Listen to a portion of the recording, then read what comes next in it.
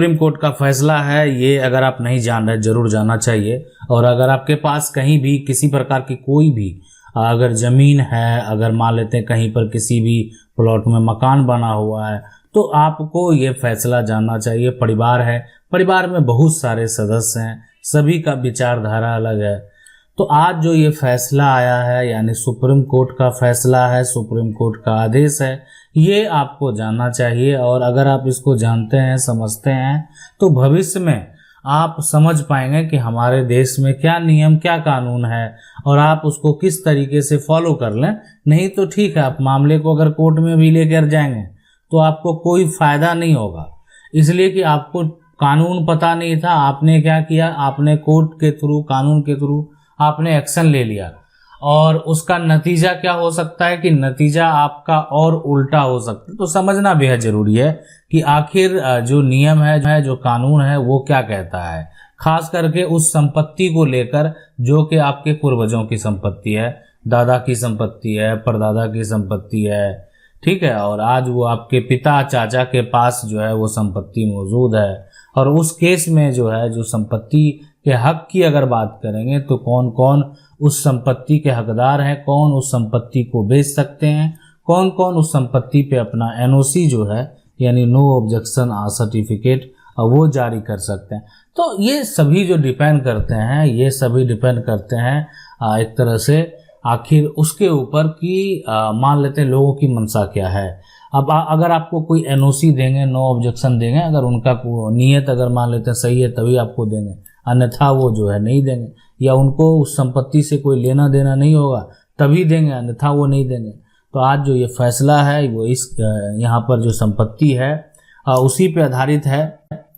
अब समस्या इस प्रकार का है कि जो ये इनकी संपत्ति है, ठीक है, ये जो सारी अब संपत्ति देख रहे हैं ये इनकी संपत्ति है। अब ये सभी संपत्ति में जो है एक तरह से जो हिस्सेदार होंगे, ठीक है, अगर मान लेते हैं इस दादा की ये संपत्ति है, ये सभी संपत्ति दादा की है, इसके अलावा जो भी है आप देख रहे हैं सारा जो है ना संपत्ति, तो ये सभी संपत्ति है। अब इसमें हकदार जो है ये पिता यानी पिता भी होंगे, और इनके बेटे यानी चाचा भी होंगे। अब ये दोनों दादा के बाद जो है हिस्सेदार होंगे, 50-50 के हिस्सेदार होंगे, इसलिए कि दोनों जो है भाई हैं, ठीक है, दोनों भाई हैं। और अगर किसी बहन का वर्णन इसमें डायग्राम में नहीं किया गया तो इसका मतलब साफ साफ ये जाहिर होता है कि हो सकता है कि यहाँ पर जो है वो बहन नहीं हो। लेकिन जब नेक्स्ट जनरेशन में अगर आप जाते हैं तो वहाँ पर बेटा है और बेटी भी है, और फिर इस जनरेशन में अगर जाते हैं तो बेटा भी है और बेटी भी है। तो संपत्ति जो है, सबसे पहले कोई संपत्ति 2 भाग में बटेगा, ठीक है। ये संपत्ति पूरी अगर संपत्ति है तो सबसे पहले 2 भाग में बटेगा, ये चाचा का होगा, ये पिता का होगा। अब ये पिता की संपत्ति जो है ये आप समझ सकते हैं, ये है ना 3 भाग में बटेगा और ये 2 भाग में बटेगा। अब ये कहेंगे कि यहाँ पर ये जो बेटी है, तो आज जो एक तरह से यहाँ पर कानून में मामला जाने का जो असली वजह ये है कि जो बेटी के वारिस हैं, ठीक है, अब ये बेटी नहीं की, बेटी के जो केस करने वाले हैं वो कौन है, वो बेटी के वारिस, एक तरह से वारिसों के द्वारा किया गया।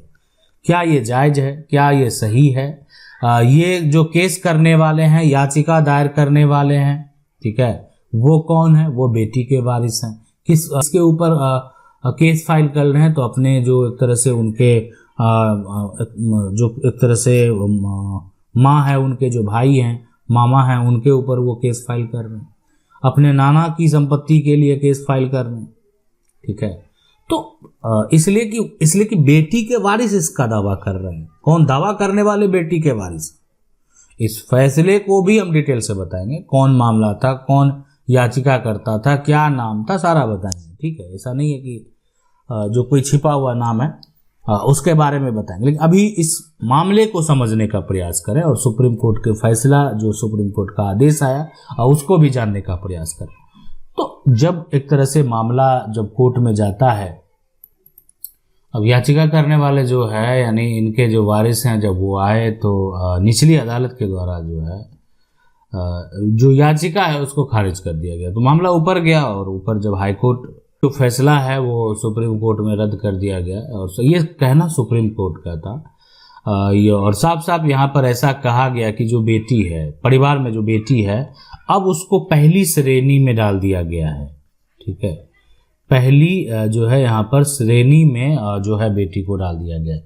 मतलब कि अब जो बेटी है वो पहली श्रेणी के उत्तराधिकारी है। मतलब पहला श्रेणी सबसे ऊपर होता है, पहले श्रेणी में जो है कौन आता है, जो बेटा है, मतलब जो वारिस हैं वो आते हैं। और उसमें जो एक तरह से उत्तराधिकारी होते थे वो बेटा होता था। अब लेकिन पहली श्रेणी में जो है वो बेटी भी आती है, इसलिए कि बेटी भी क्या है, बेटी भी उत्तराधिकारी है। ठीक है, उत्तराधिकारी है। ठीक है, तो इसीलिए इसको पहली श्रेणी में डाल दिया गया। अब यहाँ पर जो है कहने का मतलब है कि कोर्ट में साफ साफ ये कहा गया कि जो एक तरह से माता पिता की संपत्ति में है, पिता की संपत्ति में है, जो बेटी है उसके अगर वारिस जो है वहाँ पर केस फाइल करते हैं माता पिता की संपत्ति में, है ना, तो वो उस दलील को अस्वीकार नहीं किया जा सकता। वो दलील को स्वीकार करना होगा अगर मान लेते हैं कोई भी किसी भी प्रकार का माता पिता के द्वारा वसीयत ना किया गया हो।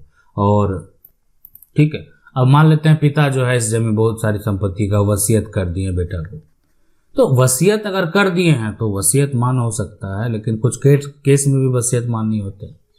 ठीक है, किस प्रकार का प्रॉपर्टी है, एंसेस्ट्रल प्रॉपर्टी है, सेल्फ एक्वायर प्रॉपर्टी है, क्या उसका वसीयत जो है करना सही था या नहीं था, बहुत तरह की चीज़ें हैं। लेकिन एक शब्दों में समझें कि अगर वसीयत है तो जो है कानूनी तौर पे ऐसा हो सकता है कि अगर वो वसीयत सही पाया गया तो इस बेटी को उसका शेयर नहीं मिले, इसीलिए कि वसीयत जो है वो एक तरह से बेटों के नाम गया है। तो ठीक है, तो इसलिए नहीं, अगर किसी भी प्रकार का कोई भी वसीयत नहीं है तो उस केस में जो बेटी है उसको भी एक तरह से आपको हक देना पड़ेगा अगर वो हक लेना चाहती है। नहीं तो अब अगर वो अपना संपत्ति रिलीज करना चाहती है तो वो उन पे डिपेंड करता है कि वो रिलीज करे या जो भी करे। ठीक है, अगर कभी भी अगर मान लेते हैं, ये तो संपत्ति की बात होगी, कभी अगर आपको बंटवारा का भी केस करना है, मान लेते हैं संपत्ति को बांटना है, कानूनी तौर पे आपको पार्टीशन करना है, तो बहन को भी पार्टी बनाना पड़ेगा, इसलिए कि आपके वंशावली के हिसाब से उसमें बहन का नाम मेंशन है। ठीक है, और बहन भी परिवार का पहली श्रेणी का उत्तराधिकारी है, बहन को पार्टी बनाना पड़ेगा पार्टीशन सूट करने में, और उनको भी नोटिस भेजना पड़ेगा। बहन अगर ठीक है आपको सपोर्ट में है तो आप उनसे एक एनओसी बनवा सकते हैं। ठीक है, केस फाइल करने के दौरान कि उनको वहाँ पर प्रेजेंट रहने की ज़रूरत नहीं है। ठीक है, उनका एक तरह से एक रिपोर्ट करवा सकते हैं और उनको इस संपत्ति से कोई लेना देना नहीं है। इसलिए कि अगर किसी भी बहन का जो है बेटी का विवाह हो गया, वो ससुराल में रह रही है, तो इस प्रकार से जो है अगर आपको एनओसी देती है तो आपको किसी प्रकार का कोई दिक्कत नहीं होने वाला है, अन्यथा जो है वो दिक्कत होने वाला है।